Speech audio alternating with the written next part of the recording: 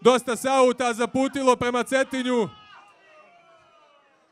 i potvrdile su se one riječi Svetog Petra Cetinskog da su se neprijatelji vazda bojali, a i od danas će se bojati Crnogoraca, boje se srpskih vitezova koji nisu vični na svoj dom crn obraz ostavljati. A ko je danas na svoj dom ostavio crn obraz, pročitat ću vam sad imena poslanika koji će donijeti ovu sramnu odluku mimo volje naroda. Iz Demokratske partije socijalista.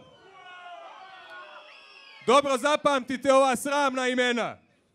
Nikola Rakočević, Dalibor Kapejović, Tarzan Milošević,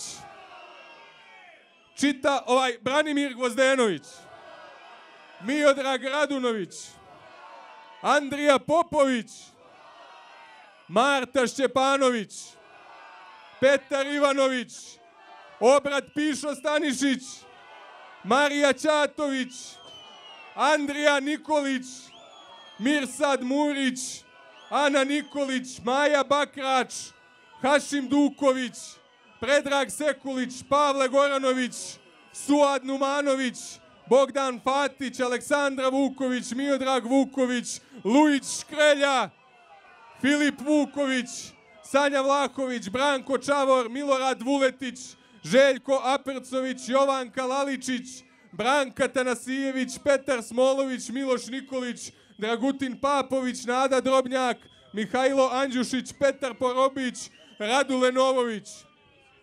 Iz SD-a Ivan Brajović, Vujica Lazović. Iz Bošnjačke stranke Ervin Ibrahimović i Nedžad Drešević.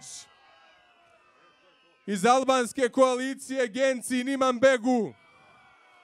Iz Hrvatske građanske inicijative Andrijan Vuksanović. Prisustvo su i najavili poslanici SDP-a Ranko Krivokapić, Raško Konjević, Džavid Šabović i Draginja Vuksanović.